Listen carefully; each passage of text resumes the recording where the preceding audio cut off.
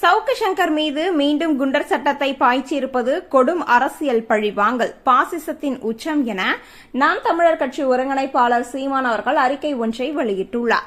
ஊடகவியலாளரும் அரசியல் திறனாய்வாளருமான தம்பி சவுக்கு சங்கர் மீதான குண்டர் சட்டத்தை கடந்த வாரம் சென்னை உயர்நீதிமன்றம் ரத்து செய்திருந்த நிலையில் தற்பொழுது இரண்டாவது முறையாக குண்டர் சட்டத்தை ஏவியிருக்கும் திமுக அரசின் செயல் ஏற்கவே முடியாத அரச பயங்கரவாதம்.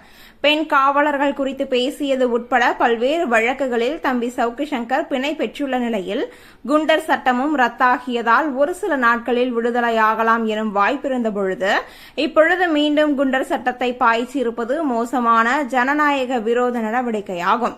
கஞ்சா வைத்திருந்தார் என புனையப்பட்ட வழக்கில் சவுக்கு சங்கர் பிணை பெற்றுவிட்ட பிறகும் அதனை அடிப்படையாக கொண்டு மீண்டும் குண்டர் சட்டத்தை செலுத்துவது அப்பட்டமான நீதிமன்ற அவமதிப்பு.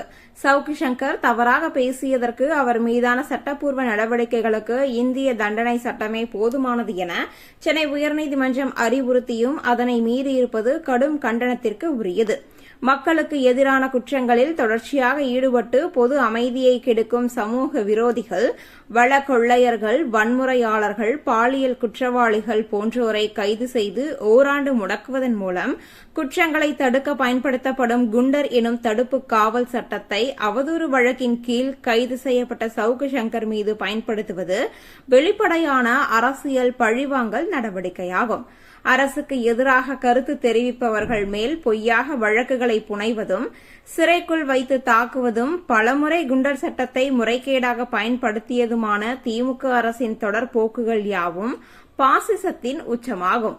ஒன்றியத்தை ஆளும் பாஜக அரசு புலனாய்வுத்துறை, வருமான வரித்துறை, அமலாக்கத்துறை, தேசிய புலனாய்வு முகமை போன்ற அதிகார அமைப்புகளை பயன்படுத்தி எதிர்க்கட்சியினரையும் போராட்டக்காரர்களையும் முடக்குகிறது என்றால், தமிழ்நாட்டை ஆளும் திமுக அரசு உளவுத்துறையையும் காவல்துறையையும் பயன்படுத்தி ஊடகவியலாளர்களையும் ஜனநாயக சக்திகளையும் அச்சுறுத்த முற்படுகிறது.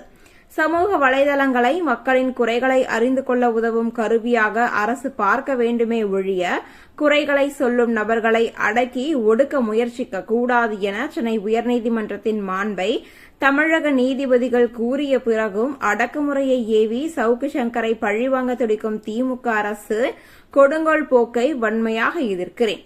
ஆகவே